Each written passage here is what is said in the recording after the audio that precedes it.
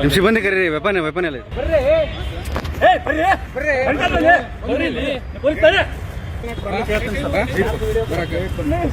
ಎರಡು ಕೈಗಳನ್ನ ಫಸ್ಟ್ ಇಲ್ಲಿ ಹಿಡ್ಕೊಂಡ್ರು, ಹಿಂದ್ಗಡೆ ಒಬ್ರು ಹಿಡ್ಕೊಂಡ್ರು, ಕಿರ್ಚ್ತಾನೆ ಏನು ಬಿಟ್ಬಿಡಿ. ಪೊಲೀಸ್ ಆಫೀಸರ್ನ ಹಿಡಿದು ಕೂಡ್ಲೇನೆ ಕೈನಷ್ಟೇ ಹಿಡ್ದಿರ್ತಾರೆ. ಹೌದು ಸರ್, ಆ ಕೈನ ಬಟ್ಟೆ ಗೊರ್ಸ್ಕೊಬಿಟ್ರೆ ಪೌಡರ್ ಹೋಗ್ಬಿಡ್ತದಲ್ಲ. ಒಂದು ಶರ್ಟ್ ಒಂದು ನನ್ಗೆ ಹಾಕಿದ್ರು, ಒಂದು ಬಟನ್ ಕ್ಯಾಮ್ರಾ ಮತ್ತೆ ಒಂದು ರೆಕಾರ್ಡಿಂಗ್ ಅದ್ರಲ್ಲೇ ಇರ್ತದೆ, ಹಾಕಿದ್ರು. ಓದೆ ನಾನು ಅಷ್ಟೊತ್ತಿಗೆ ಪಾರ್ಕಿಂಗ್ ಲೈಟ್ ಹಾಕಿದೆ. ಹೊತ್ತಿಗೆ 10-12 ಜನ ಬಂದು ಸುತ್ಕೊಬಿಟ್ರು. ಎರಡು ಕೈಗಳನ್ನ ಫಸ್ಟ್ ಇಲ್ಲಿ ಹಿಡ್ಕೊಂಡ್ರು. ದುಡ್ಡು ಅವ್ನ ಕೈಗೆ ಹೋದ ತಕ್ಷಣ ನೀನ್ ಪಾರ್ಕಿಂಗ್ ಲೈಟ್ ಆನ್ ಮಾಡ್ಬಿಡ್ಬೇಕು ಅಂತ ಹೇಳ್ಕೊಟ್ಟಿ. ಬರೀ ನೀರಲ್ಲಿ ಕೈನ ಅದ್ದಿಸಿದ್ರು. ಅಲ್ಲಿ ಏನು ರಿಯಾಕ್ಷನ್ ಆಗಿ, ನೀರಲ್ಲಿ ಕಲರ್ ಬರ್ಲಿಲ್ಲ, ರಿಯಾಕ್ಷನ್ ಆಗಿಲ್ಲ. ಓಕೆ. ಆಮೇಲೆ ಆ 5,000 ರೂಪಾಯಿ ಕಟ್ಟಿಗೆ ಪೌಡರ್ ಹಾಕಿದ್ರು. ಮಾನ್ಯ ವೀಕ್ಷಕರೇ, ವಿಶೇಷ ಅಂತ ಹೇಳಿದ ಕೂಡಲೇ ಇತ್ತೀಚೆಗೆ ಈಗ ನೀವು ಒಂದು ವಿಡಿಯೋ ನೋಡಿದ್ರೆ, ಲೋಕಾಯುಕ್ತದವರು ಒಬ್ರು ಪೊಲೀಸ್ ಇನ್ಸ್ಪೆಕ್ಟರ್ನ ಹಿಡಿದಿದ್ದಾರೆ, ಹಿಂಭಾಗದಲ್ಲಿ ಕೈಯೆಲ್ಲ ಹಿಡ್ದಿದ್ದಾರೆ. ಅದಾದ್ಮೇಲೆ ಒಬ್ರು ಹೇಳ್ತಾ ಇದ್ದಾರೆ ವೆಪನ್ ಎತ್ಕೊಳ್ಬೇಕು ಅಂತ ಹೇಳಿ ಒಬ್ಬರನ್ನ ಕರೀತಾ ಇದ್ದಾರೆ. ಹಾಗಾದ್ರೆ ಯಾವ ರೀತಿ ಲೋಕಾಯುಕ್ತದವರು ರೇಡ್ ಮಾಡ್ತಾರೆ ಅನ್ನುವಂಥದ್ದು ಬಹುದೊಡ್ಡ ಪ್ರಶ್ನೆ. ಯಾಕೆಂದ್ರೆ ಕೇವಲ ರೇಡ್ ಆಯ್ತು ಅಂತ ನೋಡ್ತೀವಿ. ಒಂದು ರೇಡ್ ಆದ ದಿವಸ ನಾವು ಮಾಧ್ಯಮಗಳಲ್ಲಿ ನೇರವಾಗಿ ನೋಡ್ಬಿಡ್ತೇವೆ, ಈ ರೀತಿ ಬರ್ತಾ ಇದ್ದಾರೆ, ಡೈರೆಕ್ಟ್ ಆಗಿ ಹಿಡ್ಕೊಳ್ತಾರೆ ಪೊಲೀಸರು. ಅದನ್ನ ವಿಡಿಯೋ ಸುಮಾರು ದೊಡ್ಡ ಮಟ್ಟದಲ್ಲಿ ಮೊನ್ನೆ ವೈರಲ್ ಆಗುತ್ತೆ. ಆದ್ರೆ ಇದರ ಹಿಂದೆ ಎಷ್ಟು ದಿವಸದ ಕೆಲಸ ನಡೆದಿರುತ್ತೆ, ಯಾವೆಲ್ಲ ಒಬ್ಬ ವ್ಯಕ್ತಿ ಹೋಗೆಲ್ಲ ಕಂಪ್ಲೇಂಟ್ ಕೊಡ್ಬೇಕಾದ್ರೆ ಅವನು ಯಾವೆಲ್ಲ ರೀತಿ ಪರೀಕ್ಷೆಗೆ ಒಳಪಡ್ತಾನೆ ಅನ್ನುವಂಥದ್ದು ಏಕಾಏಕಿ ಯಾವುದೇ ಸರ್ಕಾರಿ ಅಧಿಕಾರಿಯನ್ನ ರೇಡ್ ಮಾಡುವ ಆಗಿಲ್ಲ. ಹೀಗಾಗಿ ಇದೆಲ್ಲ ನಿಮ್ಗೆ ಗೊತ್ತಿಲ್ಲ. ಈಗ ನನ್ನೊಂದಿಗೆ ಕೃಷ್ಣಪ್ಪನವರು ಇದ್ದಾರೆ, ಅವರು ಮೂಲತಃ ಕೃಷಿಕರವರು. ಇವ್ರದ್ದು ಒಂದು ಕೆಲಸದಲ್ಲಿ ಇವರಿಗೆ ದೊಡ್ಡ ಮಟ್ಟದ ಒಂದು ಲಂಚದ ಬೇಡಿಕೆ ಇಡ್ತಾರೆ. ಆಗ ಇವರು ಲೋಕಾಯುಕ್ತದಲ್ಲಿ ಕಂಪ್ಲೇಂಟ್ ಅನ್ನ ಕೊಡ್ತಾರೆ. ಈ ಪ್ರಕ್ರಿಯೆ ಯಾವ ರೀತಿ ನಡೀತ ಅನ್ನುವಂಥದ್ದು ಸ್ವತಃ ಕೃಷ್ಣಪ್ಪನವ್ರ ಹತ್ರನೇ ಕೇಳುವ. ನೀವು ಲೋಕಾಯುಕ್ತಕ್ಕೆ ಯಾಕೆ ಹೋಗ್ತೀರಾ, ನೀವು ಯಾವ ರೀತಿ ರೇಡ್ ಆಗಿತ್ತು? ಸರ್, ನನ್ನ ಹೆಸರು ಕೃಷ್ಣಪ್ಪ ಅಂತ, ಬಿಳೆಕಳ್ಳಿ. ತಾತ ನಮ್ಮ ತಂದೆ ತಲಾಂತರಗಳಿಂದ ಕೃಷಿ ಮಾಡ್ಕೊಂಡು ಜೀವನ ಮಾಡ್ಕೊಂಡು ಬಂದಿರ್ತಂಥವರು ನಾವು. ಕಾಂತಿಲಾಲ್ ಎಂಬಂತ ವ್ಯಕ್ತಿಗೆ ಬಿಳೆಕಳ್ಳಿ ಸರ್ವೆ ನಂಬರ್ 81/2ರಲ್ಲಿ 34 ಗುಂಟೆ ಜಮೀನು ಇರ್ತದೆ. ನಾವು ಮಾರಿರ್ತೀವಿ. ಕಾರಣಾಂತರದಿಂದ ಆತ ನಮ್ಮ ಮೇಲೆ ಕೇಸ್ ಹಾಕಿರ್ತಾನೆ. ಕೋರ್ಟ್ ಅಲ್ಲಿ ನಾವು ರಾಜಿ ಆಗಿರ್ತೀವಿ. ಕಾಂತಿಲಾಲ್ ಅವ್ರಿಗೆ 18 ಗುಂಟೆ, ನಮ್ಮ ಅಣ್ಣನ ಅವ್ರಿಗೆ 10 ಗುಂಟೆ, ಮತ್ತೆ ಇನ್ನು ನಮಗೆ 6.5 ಗುಂಟೆ ಕೋರ್ಟ್ ಅಲ್ಲಿ ಡಿಗ್ರಿ ಆಗಿ ರಾಜಿ ಆಗಿರ್ತೀವಿ. ಇದಕ್ಕೆ ಸಂಬಂಧಪಟ್ಟಂತೆ ಬೆಂಗಳೂರು ದಕ್ಷಿಣ ತಹಸೀಲ್ದಾರ್ ಕಚೇರಿಗೆ ಕೋರ್ಟ್ ಆರ್ಡರ್ ಪ್ರಕಾರ ನಮ್ಗೆ ಪಾಣಿ ಮಾಡಿಕೊಡ್ಬೇಕು ಅಂತ ಅರ್ಜಿ ಹಾಕಿರ್ತೀನಿ. ಸುಮಾರು 1 ವರ್ಷಗಳ ಕಾಲ ನಾನು ತಿರುಗಿರ್ತೀನಿ. ನಮ್ಮ ಬೇಗೂರು ಹೋಬಳಿಯಲ್ಲಿ ರೆವಿನ್ಯೂ ಇನ್ಸ್ಪೆಕ್ಟರ್ ಇರ್ತಾನೆ. ಆತನಿಗೆ ನಮ್ಮ ಏರಿಯಾದಲ್ಲಿ ಐಪೈ ಇನ್ಸ್ಪೆಕ್ಟರ್ ಅಂತ ಹೆಸರಿಟ್ಟಿರ್ತಾರೆ. ಯಾಕಂದ್ರೆ ಅವನು ಯಾವುದೇ ಖಾತೆ ಮಾಡಿಸಲು ರೈತರು ಮನವಿ ಸಲ್ಲಿಸಿದಾಗ ನಿಮ್ಮ ಜಮೀನು ಯಾವ ಏರಿಯಾದಲ್ಲಿ ಇರುತ್ತೆ, ಎಷ್ಟು ಬೆಲೆ ಬಾಳ್ತದೆ ಅಂತೆಲ್ಲ ಕೇಳ್ತಾ ಇರ್ತಾನೆ. ಅದಕ್ಕೆ ತಕ್ಕದಂಗೆ 25-30 ಲಕ್ಷ, 10 ಲಕ್ಷ, 5 ಲಕ್ಷ, 1 ಎಕರೆ ಇದ್ರೆ 30 ಲಕ್ಷ, ಈ ತರ ಅವ್ನು ಫಿಕ್ಸ್ ಮಾಡಿರ್ತಾನೆ. ಅಂದ್ರೆ ಲಂಚವನ್ನು ಫಿಕ್ಸ್ ಮಾಡಿ ಅಷ್ಟು ಕೊಟ್ರೆ ಮಾತ್ರನೇ ಅವನು ಅದಕ್ಕೆ ಸಂಬಂಧಪಟ್ಟ ದಾಖಲೆಗಳನ್ನ ಖಾತೆ ಪಾಣಿ ಮತ್ತೊಂದು ಮಾಡೋದು. ಈಗ ನಾನು ಸುಮಾರು 1 ವರ್ಷದಿಂದ ತಾಲೂಕ್ ಕಚೇರಿ ತಿರುಗಿರ್ತೀನಿ. ಅಲ್ಲೋಗಿ ವಿಚಾರಿಸಿದಾಗ ನಿಮ್ಮ ಏರಿಯಾ ರೆವಿನ್ಯೂ ಇನ್ಸ್ಪೆಕ್ಟ್ರು ಕಳಿಸಿದ್ದೀನಿ, ಹೋಗಿ ಅಲ್ಲಿ ಮೀಟ್ ಮಾಡಿ ಅಂತ ಹೇಳಿರ್ತಾರೆ. ನಾವು ಹೋಗಿ ಮಡಿವಾಳದಲ್ಲಿ ಆಫೀಸ್ ಇರ್ತದೆ, ಹಲವು ಬಾರಿ ಅಲ್ಲಿ ಸಿಕ್ಕಿರೋದಿಲ್ಲ. ಅಲ್ಲಿ ಹೋದಾಗ ಒಂದೊಂದು ದಿವಸಕ್ಕೆ ಒಂದೊಂದು ನಾಟಕ ಆಡ್ತಾ ಇದ್ದ ಆತ. ಯಾವ ಕೃಷ್ಣಪ್ಪ ನೀನು, ಯಾವ ಊರು, ಈ ತರ ಪದೇ ತಿರ್ಗಿಸ್ತಾ ಇದ್ದ. ಆಮೇಲೆ ಅಲ್ಲಿ ತಹಸೀಲ್ದಾರ್ ಮೀಟ್ ಮಾಡಿದಾಗ ಅವ್ರ ರೆವಿನ್ಯೂ ಇನ್ಸ್ಪೆಕ್ಟರ್ನ ಕರ್ಸಿದ್, ನೋಡ್ರಿ ಇವ್ರ ಫೈಲು 1 ವರ್ಷ ಆಗ್ತಾ ಬಂದಿದೆ ಅಂತ ವಿಲೇವಾರಿ ಮಾಡಿ ಅಂತ ಹೇಳಿರ್ತಾರೆ. ಮಿಸ್ ಆಗಿದೆ ಅಂತ ಹೇಳ್ತಾನೆ. ಮತ್ತೆ ನಾನು ಅಲ್ಲಿ ಹೋಗಿ ಸ್ವಲ್ಪ ಅಧಿಕಾರಿಗಳ ಹತ್ರ ಎಲ್ಲ ಕೇಳಿದಾಗ ಆ ಫೈಲು ನಮ್ಮ ಕಂಪ್ಯೂಟರ್ ಸೆಕ್ಷನ್ ಅಲ್ಲಿ ಇದೆ ಅಂತ ಗೊತ್ತಾಗ್ತದೆ. ಆಮೇಲೆ ಇಲ್ಲ, ಕಂಪ್ಯೂಟರ್ ಸೆಕ್ಷನ್ ಅಲ್ಲಿ ನಿಮ್ ಫೈಲ್ ಇದೆ ಅಂತ ತಗೊಳ್ತಾರೆ. ಫೈಲು ರೆವಿನ್ಯೂ ಇನ್ಸ್ಪೆಕ್ಟರ್ ತಗೊಳ್ತಾರೆ. ಆಮೇಲೆ ಮತ್ತೆ 1 ವಾರ ತಿರ್ಗಿಸ್ತಾನೆ, ಈಗ ಬಾ ನಾಳೆ ಬಾ ಅಂತ. ಆಮೇಲೆ ವ್ಯವಹಾರ ಮಾತಾಡೋಕ್ಕೆ ಶುರು ಮಾಡ್ಕೊಳ್ತಾನೆ. ಮಾತಾಡ್ತಾ 2.5 ಲಕ್ಷ ಕೇಳ್ತಾನೆ. 6.5 ಗುಂಟೆ ಖಾತೆ ಮಾಡ್ಕೊಡೋದಕ್ಕೆ 2.5 ಲಕ್ಷ ಕೇಳ್ತಾನೆ. ಕೇಳಿ ನಾನು ಆಗೋದಿಲ್ಲ ಅಂತ ಎದ್ದು ಬಂದ್ಬಿಡ್ತೀನಿ. ನಮ್ಮ ಇನ್ನೊಬ್ರು ರೈತರು ನಾರಾಯಣಪ್ಪನವರು ಅವ್ರಿಗೆ ಬಂದು ಹೇಳ್ತೀನಿ ನಾನು ಈ ತರ ಏನು 2.5 ಲಕ್ಷ ಕೇಳ್ತಾ ಇದ್ದಾನೆ ಅಂತ. ಆಯ್ತು, ನಾವು ಲೋಕಾಯುಕ್ತ ಕಂಪ್ಲೇಂಟ್ ಕೊಟ್ಬಿಡೋಣ, ನೀನ್ ಮತ್ತೆ ಹೋಗಿ ಅವನ ಹತ್ರ ಮಾತಾಡು ಅಂತ ಹೇಳ್ತಾರೆ. ಫೋನ್ ಮಾಡಿ ರೆಕಾರ್ಡ್ ಮಾಡ್ತೀರಾ? ಅಲ್ಲೇ ರೆಕಾರ್ಡ್ ಇಲ್ಲ, ಎದುರೆದುರಿಗೇನೆ ಜೋಪಲ್ಲಿ ಇಟ್ಕೊಂಡಿರ್ತೀನಿ. ಅಂದ್ರೆ ನೀವು ಮೊದ್ಲೇ ನಿರ್ಧಾರ ಮಾಡ್ಬಿಟ್ಟಿರ್ತೀರ ಲೋಕಾಯುಕ್ತಕ್ಕೆ ಹೋಗ್ಬೇಕಂತ ಹೇಳಿ? ಅಲ್ಲ, ನಮ್ ನಾರಾಯಣಪ್ಪನವ್ರಿಗೆ ಹೇಳ್ಬಿಟ್ಮೇಲೆ ನೀನ್ ರೆಕಾರ್ಡ್ ಮಾಡ್ಕೋಬ ಅಂತ ಅವ್ರು ಹೇಳ್ತಾರೆ ನನ್ಗೆ. ಹೋಗ್ತೀನಿ, ಹಳೆ ಬಟ್ಟೆಗಳು ಹಾಕೊಂಡು ಹೋಗ್ತೀನಿ, ಯಾಕಂದ್ರೆ ಚೆನ್ನಾಗಿರೋ ಬಟ್ಟೆ ಹಾಕೊಂಡು ಹೋದ್ರೆ ಅವನು ಇನ್ನೊಂದ್ ತರ ಕಾಣ್ತಾನೆ ಅಂತ ಲಾಸ್ಟ್ಗೆ 1,25,000 ರೂಪಾಯಿಗೆ ವ್ಯವಹಾರ ಕುದುರಿಸ್ತಾನೆ. ಅದು ನೀವಾಗಿದ್ದಕ್ಕೆ, ಬೇರೆಯವರಾದ್ರೆ BBMP ಲಿಮಿಟ್ ಅಲ್ಲಿ ಬರ್ತದೆ, ಅದ್ರ ಬೆಲೆನೇ ಜಾಸ್ತಿ ಇರ್ತದೆ ಅಂತ ಹೇಳ್ತಾನೆ. 50,000 ಅಡ್ವಾನ್ಸ್ ಕೊಡ್ಬೇಕು ಅಂತ ಹೇಳ್ತಾನೆ. ನಮ್ ನಾರಾಯಣಪ್ಪನವ್ರು ಅವರು ರೈತರೇ, ಬೇಡ ನೀನ್ ಬಂದ್ಬಿಡು ಲೋಕಾಯುಕ್ತ ಕೊಡೋಣ ಅಂತ ಹೇಳ್ತಾರೆ. ಅವತ್ತು ಶನಿವಾರ ಆಗಿರ್ತದೆ. ಲೋಕಾಯುಕ್ತ ಕಚೇರಿಗೆ ಹೋಗ್ತೀವಿ. ಎಂಟ್ರೆನ್ಸೇ ಗೊತ್ತಲ್ಲ ನಿಮ್ಗೆ, ಹೋಗ್ಬೇಕಾದ್ರೆ ಎಲ್ಲ ಸೈನ್ ಮಾಡ್ಬಿಟ್ಟು ಯಾವ ವಿಷಯಕ್ಕೆ ಬಂದಿದ್ದೀವಿ ಅಂತ ಅಲ್ಲಿ ಹೇಳಿ ಮುಂದೆ ಹೋಗ್ಬೇಕು. ಸೈನ್ ಮಾಡ್ಬಿಟ್ಟು ಒಳಗಡೆ ಹೋದಾಗ ಹೆಸರು, ಫೋನ್ ನಂಬರ್ ಎಲ್ಲ ಬರೀಬೇಕು. ಮತ್ತೆ ನಾವು ಏನಕ್ಕೆ ಬಂದಿದ್ದೀವಿ ಅಂತ ಅವ್ರಿಗೆ ಹೇಳ್ಬೇಕು. SP ಹತ್ರ ಹೋಗ್ತೀವಿ, ಅವ್ರಿಗೆ ವಿಷಯವೆಲ್ಲ ತಿಳಿಸ್ತೀವಿ. ಅವರು ಅಲ್ಲಿ ಸಂಬಂಧಪಟ್ಟ ಇನ್ಸ್ಪೆಕ್ಟರ್ಗಳನ್ನ ಕರೀತಾರೆ, ಅವ್ರ ಚೇಂಬರ್ಗೆ ಕಳಿಸ್ಕೊಡ್ತಾರೆ. ಅವರೆಲ್ಲ ನಮ್ಮ ದಾಖಲೆಗಳು, ನಾವು ಕಂಪ್ಲೇಂಟ್ ಇದು ಅರ್ಜಿ ಸಲ್ಲಿಸಿರೋದು ಎಲ್ಲ ಪರಿಶೀಲನೆ ಮಾಡ್ತಾರೆ. ಅಂದ್ರೆ ನಿಮ್ಮ ಫೈಲು ಕರೆಕ್ಟ್ ಆಗಿದೆ ಇಲ್ಲ ಅಂತ ಪರಿಶೀಲನೆ ಮಾಡ್ತಾರ? ಹೌದೌದು, ಏನಕ್ಕೆ ಕೊಟ್ಟಿದ್ದೀವಿ, ಅವನು ಏನಕ್ಕೆ ದುಡ್ಡು ಕೇಳ್ತಾನೆ ಅನ್ನುವಂಥದ್ದನ್ನ ನೋಡ್ತಾರೆ. ಈಗ ಏಕಾಏಕಿ ಒಬ್ಬ ಅಫಿಷಿಯಲ್ ಮೇಲೆ ನಾವು ದೂರು ಕೊಡಕ್ ಹೋಗ್ಬೇಕಾದ್ರೆ ಎಲ್ಲ ರೀತಿ ಸರಿ ಇರ್ಬೇಕಲ್ಲ. ನಾವು ಸರಿ ಇರ್ಬೇಕಲ್ಲ, ಯಾವುದೇ ದುರುದ್ವೇಷ ಇಟ್ಕೊಂಡು ಹೋಗ್ಬಾರ್ದಲ್ಲ. ನಾವು ಹೋಗಿ ಕೊಡ್ತೀವಿ. ಶನಿವಾರ ಆಗಿರ್ತದೆ, ಮತ್ತೆ ಸೋಮವಾರ 10:30ಗೆ ಬಂದ್ಬಿಡಿ ಅಂತ ಹೇಳ್ತಾರೆ ನನಗೆ. ಸೋಮವಾರ ನಾವು ಹೋದಾಗ ಅವರು ನಮ್ಮ ರೆಕಾರ್ಡ್ ಒಪ್ಪಿಲ್ಲ. ಅಂದ್ರೆ ನೀವು ಫೋನ್ ನಲ್ಲಿ ರೆಕಾರ್ಡ್ ಮಾಡಿದ್ದನ್ನ ಅವ್ರು ಒಪ್ಕೊಳ್ಳಿಲ್ಲ? ಇಲ್ಲ, ಸತ್ಯಾಸತ್ಯತೆ ನೋಡ್ಬೇಕಲ್ಲ ಅವ್ರನ್ನು. ಆಮೇಲೆ ರೆಕಾರ್ಡ್ ಅಲ್ಲಿ ಲಂಚ ಕೇಳಿದ್ರು ಅವ್ರು ನಿಮ್ಮ ಹತ್ರ? ಕೇಳಿದ್ರು ರೆವಿನ್ಯೂ ಇನ್ಸ್ಪೆಕ್ಟರ್ ಕೇಳಿದ್ರು. ಈಗ ನಮ್ ರೆಕಾರ್ಡ್ ಅಲ್ಲಿ ಕೇಳಿರ್ತಾನೆ, ಅದು ಸತ್ಯ ಗೊತ್ತಾಗಬೇಕಲ್ಲ ಅವ್ರಿಗೆ.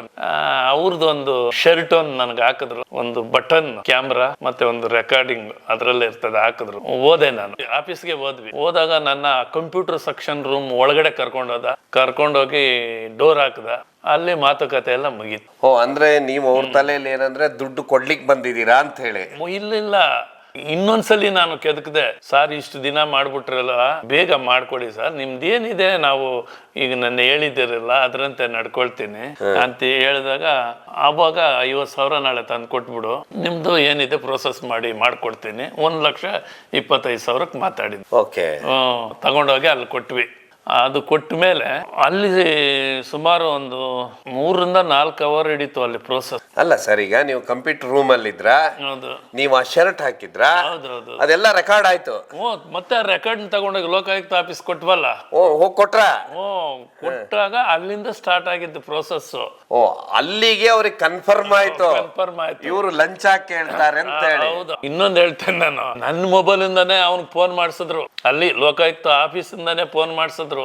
ಎಲ್ಲಿಗೆ ಸರ್ ಬರ್ಬೇಕು, ನಾನು ಫೈನಲ್ ಮಾಡ್ಬಿಡಿ ಸರ್ ಅಂತ ಅಲ್ಲಿಂದಾನೆ ಮಾತಾಡ್ಸಿದ್ರು. ಮಾತುಕತೆ ಎಲ್ಲ ಆಗಿ ಎಗೇನ್ ಬಂದ್ವಿ ಲೋಕಾಯುಕ್ತ ಆಫೀಸ್. ನೀವು ತಗೊಂಡೋಗಿ ಕೊಟ್ಟ ಮೇಲೆ ಮುಗ್ದೋಯ್ತು. ನೆಕ್ಸ್ಟ್ ಯಾವಾಗ ಕರೆದ್ರು ಅವರು? ಹಿಂದೆನೆ ನೆಕ್ಸ್ಟ್ ಡೇನ ನೆಕ್ಸ್ಟ್ ಡೇನೆ ಕರೆದ್ರು. 50,000 ತಗೊಂಡು ಹೋಗ್ಬೇಕಾಗಿತ್ತಲ್ಲ. ಈಗ 50,000 ಅವ್ನು ಕೇಳಿದ್ನಲ್ಲ, ದುಡ್ಡು 50,000 ತಗೊಂಡು ಹೋಗ್ಬೇಕಾಗಿತ್ತಲ್ಲ. ತಗೊಂಡು ಹೋದ್ವಿ. ಅಲ್ಲಿ ಒಂದು 3 ರಿಂದ 3 ಅವರ್ ಮೇಲೆ ಆಯ್ತು ಪ್ರೋಸೆಸ್. ಎಲ್ಲಿ? ನೀವು ಲೋಕಾಯುಕ್ತ ಆಫೀಸಲ್ಲಿ ಇಬ್ಬರನ್ನ ಗೌರ್ಮೆಂಟ್ ಅಫಿಷಿಯಲ್ ನ ಸಾಕ್ಷಿ ಕರ್ಸಿದ್ರು ಲೋಕಾಯುಕ್ತ ಆಫೀಸಿಗೆ. ಫಸ್ಟ್ ಕರೆಸಿ 50,000 ಕೊಟ್ಟಿದ್ವಲ್ಲ, ಕಂಪ್ಲೀಟ್ ಒಂದು ಲಿಸ್ಟ್ ಮಾಡಿದ್ರು, ನಂಬರ್ಗಳೆಲ್ಲ.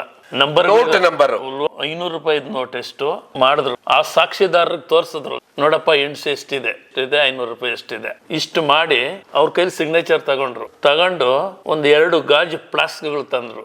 ಅದಕ್ಕೆ ಪೌಡರ್ ಹಾಕಿದ್ರು, ಇದು ವೈಟ್ ನೀರೊಂದು, ಆ ಪೌಡರ್ ಹಾಕಿದಾಗ ಇನ್ನೊಂದು ಕೆಂಪು ಕಲರ್ ತಿರುಗಿ. ಫಸ್ಟ್ ಅವ್ರ ಕೈಗೆ ಈ 50,000 ರೂಪಾಯಿ ಕೊಟ್ರು. ಬರೀ ನೀರಲ್ಲಿ ಕೈನ ಅದ್ದಿಸಿದ್ರು. ಅಲ್ಲಿ ಏನು ರಿಯಾಕ್ಷನ್ ಆಗಿ, ನೀರಲ್ಲಿ ಕಲರ್ ಬರ್ಲಿಲ್ಲ, ರಿಯಾಕ್ಷನ್ ಆಗಿಲ್ಲ. ಆಮೇಲೆ ಆ 50,000 ರೂಪಾಯಿ ಕಟ್ಟಿಗೆ ಪೌಡರ್ ಹಾಕಿದ್ರು. ಪೌಡರ್ ಹಾಕ್ಬಿಟ್ಟು ಅವ್ರನ್ನ ಮುಟ್ಟಿಸ್ಬಿಟ್ಟು ಆ ನೀರಲ್ಲಿ ಕೈ ಹರಿಸಿದಾಗ ಅದಕ್ಕೆ ಕೆಂಪು ಕಲರ್ ತಿರುಗಿತು.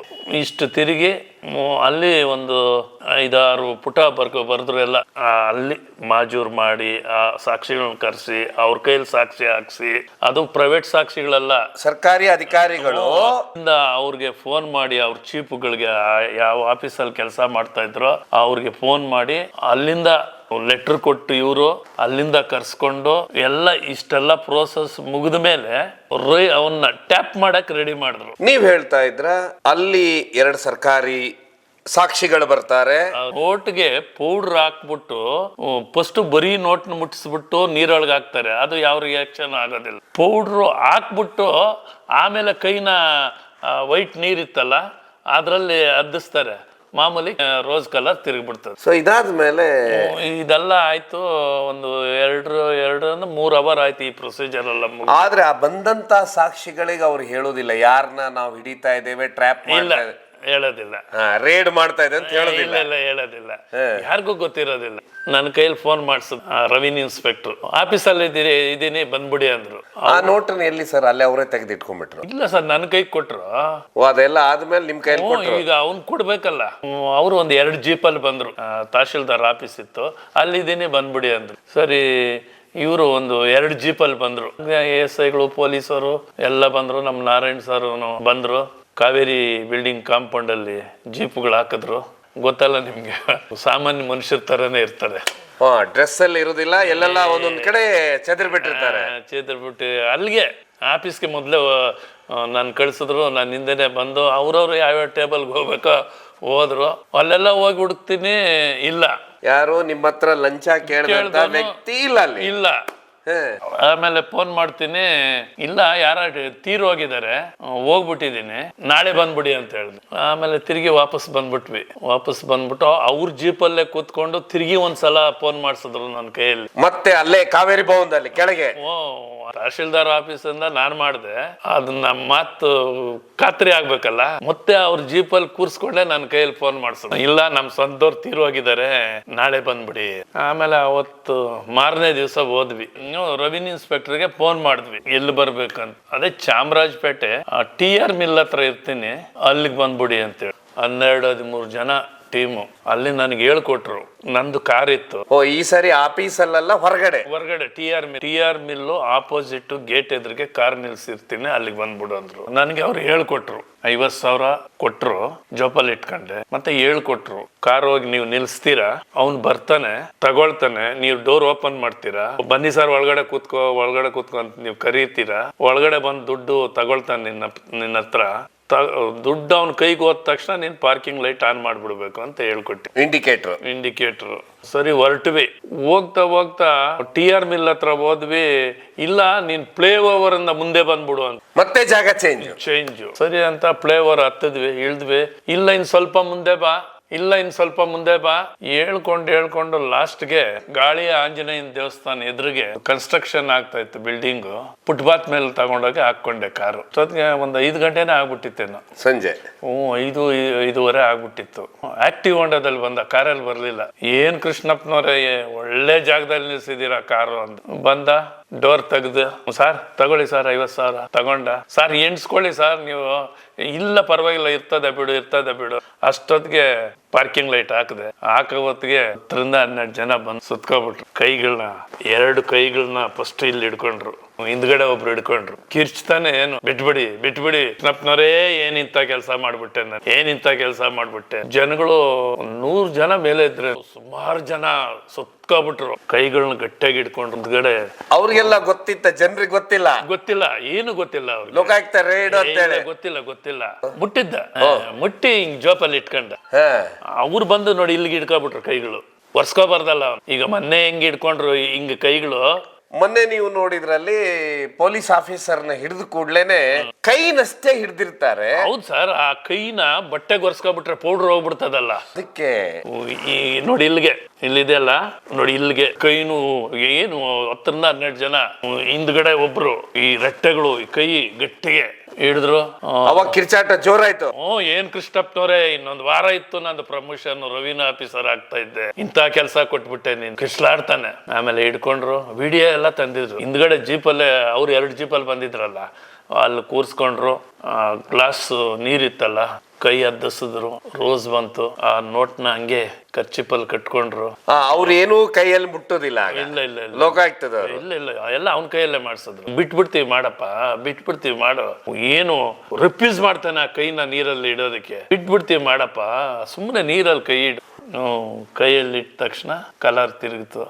ಅಲ್ಲಿ ಒಂದು ತಾಸು ಹಿಡಿತು ಅಲ್ಲಿನು. ಆಮೇಲೆ ಇನ್ನೊಂದು ಮೆಚ್ಚಬೇಕಾಗಿದ್ದು ಲೋಕಾಯುಕ್ತನ ಏನಂದ್ರೆ, ಅದೇ ಕಾರಣಕ್ಕೂ ವಿಷಯ ಲೀಕ್ ಆಗಕ್ ಬಿಡೋದಿಲ್ಲ ಸರ್. ಎಸ್ಕೇಪ್ ಆಗ್ಬಿಡ್ತಾರಲ್ಲ, ತಪ್ಪಿಸ್ಕೊಳ್ತಾರನ್ನೋ ಇದೇ ಇರುತ್ತೆ. ತಪ್ಪಿಸ್ಕೊಳ್ತಾರೆ. ಆಮೇಲೆ ಎಲ್ಲದಕ್ಕಿಂತ ಹೆಚ್ಚಾಗಿ ಆ ರೇಡ್ ಮಾಡ್ತಾರಲ್ಲ, ಅವ್ರದ್ದು ಅಷ್ಟೇ ರಿಸ್ಕ್ ಇರುತ್ತಲ್ಲ. ರಿಸ್ಕ್ ಇರ್ತದೆ. ಇದಾದ್ಮೇಲೆ ಅಲ್ಲಿಂದ ಏನ್ ಮಾಡಿದ್ರು, ಅವ್ರ ಜೀಪಲ್ಲಿ ಕೂರಿಸ್ಕೊಂಡು ಕರ್ಕೊಂಡೋದ್ರು. ಅಲ್ಲಿಂದ ಪ್ರೋಸೆಸ್ ಎಲ್ಲ ಮುಗಿದ ಮೇಲೆ ಮತ್ತೆ ನಾನು ಹಿಂದ್ಗಡೆ ಕಾರಲ್ಲಿ ಹೋದೆ.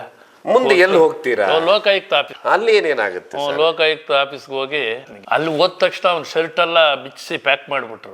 ಶರ್ಟ್ ತೆಗ್ಸ್ಬಿಟ್ರು ಸರ್. ಪೌಡ್ರ್ ಇಟ್ಕೊಂಡಿದ್ದು ಶರ್ಟ್ ಅಲ್ಲಿ ಇತ್ತಲ್ಲ, ನೋಟು ಪೌಡ್ರ್ ಆಗಿತ್ತಲ್ಲ, ವಿಕ್ನೆಸ್ ಬೇಕಲ್ಲ ಸರ್. ತೆಗ್ಸಿದ್ರು. ಆಮೇಲೆ ಅಷ್ಟೊತ್ತಿಗೆ ಅವ್ರು ಯಾರೋ ಬಟ್ಟೆ ತಂದು ಕೊಟ್ರು, ಶರ್ಟ್ ಹಾಕೊಂಡು ಅಲ್ಲೆಲ್ಲ ಮಾಜೂರ್ ಮಾಡ್ಕೊಂಡ್ರು. ಒಂದ್ಸಲಿ ಮಾಡ್ಕೊಂಡು ಹೇಗೇನು ಇದ್ರಿಗೆ ಸಂಬಂಧಪಟ್ಟಿದ್ದ ದಾಖಲೆಗಳು ಎಲ್ಲಿಟ್ಟಿದೀಯ ಅಂತ ಕೇಳಿ, TR ಮಿಲ್ ಹತ್ರ ಕಾರ್ ನಿಲ್ಸಿದ್ದೀನಿ, ಕಾರಲ್ಲಿ ಇದೆ. ಓ, ವ್ಯಕ್ತಿ TR ಮಿಲ್ ಹತ್ರ ಕಾರ್ ನಿಲ್ಸಿ ಆಕ್ಟಿವ್ ಗಾಳಿ ಆಂಜನೇಯ ದೇವಸ್ಥಾನದ ಹತ್ರ ಒಂದೇ ಸಲ ಅವ್ನು ಹೇಳಿಲ್ಲ ಗಾಳಿ ಆಂಜನೇಯ ಸ್ವಾಮಿ ದೇವಸ್ಥಾನಕ್ಕೆ ಬಾ ಅಂತ. ಈಗ ಮುಂದೆ ಬಾ, ಡೌನ್ ಇಳ್ದು ಬಾ, ಮುಂದಕ್ಕೆ ಬಾ ಹಿಂಗ್ ಅನ್ಕೊಂಡು ಫೈನಲ್ ಅಲ್ಲಿಗೆ. ಅಂದ್ರೆ ಒಬ್ಬ ಲಂಚ ತಗೊಳ್ಳೋದಕ್ಕೂ ಮೊದ್ಲೇ ಪ್ಲಾನ್ ಮಾಡಿರ್ತಾರೆ ಯಾವ ರೀತಿ. ಕಾರ್ ಒಂದ್ ಕಡೆ ನಿಲ್ಸಿ, ಇವಾಗ ಫೈಲ್ ಎಲ್ಲ ಅಂತ ಕೇಳಿದ್ರು, ಆಗೇನ್ ಹೇಳಿದ್ರು? ಫೈಲ್ ಇಲ್ಲ ಅಂತ ಅವರು ಅದೇ ಲೋಕಾಯುಕ್ತ ಅಧಿಕಾರಿಗಳು ಕೇಳಿದಾಗ, ಆ TR mill compound opposite car ನಿಲ್ಸಿದ್ದೀನಿ, ಕಾರಲ್ಲಿ ಇದೆ. ಹೇಗೇನ್ ಅಲ್ಲಿಂದ ನನ್ನ ಕರ್ಕೊಂಡ್ರು, ವಿಡಿಯೋದವ್ರನ್ನ ಕರ್ಕೊಂಡ್ರು, ಎಲ್ಲ ಕರ್ಕೊಂಡು ಅಲ್ಲಿ ಬಂದ್ರು. ಅವನ ಕೈಯಲ್ಲೇ ಡಿಕ್ಕಿ ಓಪನ್ ಮಾಡಿಸಿದ್ರು. ಸುಮಾರು ಫೈಲ್ಗಳಿದ್ವು. ಅಂದ್ರೆ ಒಂದು ಭ್ರಷ್ಟಾಚಾರ ಯಾವ ರೀತಿ ನಡೀತೆ ಅನ್ನೋದಕ್ಕೆ ಒಂದು ಉದಾಹರಣೆ. ಇಷ್ಟೊಂದು ಫೈಲ್ ಅದ್ರೊಳಗಿದ್ದು ಇತ್ತು, ಅದ್ರ ಮಧ್ಯೆ ನಿಮ್ ಫೈಲ್ ಇತ್ತು. ನಮ್ ಫೈಲ್ ಇತ್ತು. ವಿಡಿಯೋ ಎಲ್ಲ ಕಂಪ್ಲೀಟ್ ಪ್ರೋಸೆಸ್ ಮಾಡಿ ಅಲ್ಲಿಂದ ಫೈಲ್ ಅವನ ಕೈಯಲ್ಲೇ ತೆಗ್ಸಿದ್ರು. ಮತ್ತೆ ಹೋದ್ವಿ. 9:30 ಮೇಲೆ ಆಗೋಯ್ತು. ಲೋಕಾಯುಕ್ತ ಆಫೀಸ್ ಹೋದ್ರ? ಸ್ಪೆಷಲ್ ತಹಶೀಲ್ದಾರ್ ಮತ್ತೆ ತಹಶೀಲ್ದಾರ್ ಇಬ್ಬರನ್ನು ಅಷ್ಟೊತ್ತಲ್ಲೇ ಕರ್ಸಿದ್ರು. ಅವ್ರು ಬಂದಾಗ ಏನೋ ಸುಮಾರು ಒಂದು 11:30 12 ಗಂಟೆ ಇರ್ಬೋದು, ಮಧ್ಯರಾತ್ರಿ. ಕರ್ಸಿ ನಾವು ವಿಡಿಯೋ ಮಾಡ್ಕೊಂಡು ಹೋಗಿದ್ವಲ್ಲ, ಅವೆಲ್ಲ ಹಾಕಿ ಅವ್ರಿಗೆ ಕೇಳೋದಕ್ಕೆ ಹೇಳಿದ್ರು. ಈ ವಾಯ್ಸ್ ಅವರು ನಿಮ್ಮ ಆಫೀಸಲ್ಲಿ ಯಾರನ್ನ ವರ್ಕ್ ಮಾಡ್ತಾ ಇದ್ದಾರ ಅಂತ ಕೇಳಿದ್ರು. ಅವ್ರು ಹೇಳಿದ್ರು ರೆವಿನ್ಯೂ ಇನ್ಸ್ಪೆಕ್ಟರ್ ವಾಯ್ಸ್ ಇದು. ಅವರು ಅವನ ವಾಯ್ಸ್ನ ಕನ್ಫರ್ಮ್ ಮಾಡಿದ್ರು. ನಮಗೂ ಈ ವಾಯ್ಸು ನಿಮ್ಮ ಆಫೀಸಲ್ಲಿ ವರ್ಕ್ ಮಾಡೋ ಎಂಪ್ಲಾಯ್ ಇದೆ ನಾನು ಹೇಳ್ತಾರೆ. ಇಬ್ರು ಬಂದಿದ್ರು, ತಹಶೀಲ್ದಾರ್, ಸ್ಪೆಷಲ್ ತಹಶೀಲ್ದಾರ್. ಅಲ್ಲಿ ಮತ್ತೆ ವಾಯ್ಸ್ ಕನ್ಫರ್ಮ್ ಆಗ್ಬೇಕು. ಹೌದೌದು. ಆಮೇಲೆ ಸ್ಟೇಟ್ಮೆಂಟ್ ಆಗ್ಬೇಕು. ಇವೆಲ್ಲ ಮುಗಿಯೋಷ್ಟರಲ್ಲಿ ಬೆಳಗಿನ ಜಾವ 3 ಗಂಟೆ ಆಯ್ತು. ಕಂಪ್ಲೀಟ್ ಸುಮಾರು ಕೆಲಸ ಇದೆ ಅವ್ರಿಗೆ. ಓ, ಅಂದ್ರೆ ನಾವು ಬರೀ ಟಿವಿಯಲ್ಲಿ ನೋಡ್ತೇವೆ, ಬರೀ ರೇಡ್ ಮಾಡ್ತಾರೆ ಅಲ್ಲಿ, ಅದು ಇಲ್ಲ ಮುಂದೆ ಹಾಗೆ ನಡೀತೆ ಪ್ರೊಸೀಜರ್ ಎಲ್ಲ ಆಗಿ ಪ್ರೋಸೆಸ್ ಮುಗಿಯೋಷ್ಟರಲ್ಲಿ ಆಮೇಲೆ ಜಡ್ಜ್ ಮನೆಗೆ ಕರ್ಕೊಂಡು ಹೋಗಿ ಕಸ್ಟಡಿಗೆ ಕೊಟ್ಬಿಟ್ರು. ನ್ಯಾಯಾಧೀಶರ ಮನೆ ಕರ್ಕೊಂಡು ಹೋಗಿ ಕಸ್ಟಡಿಗೆ ಕೊಟ್ಬಿಟ್ರು. ನಮ್ ಕೇಸಲ್ಲೇ 13 ದಿವಸ ಜೈಲಲ್ಲೇ ಇದ್ದ.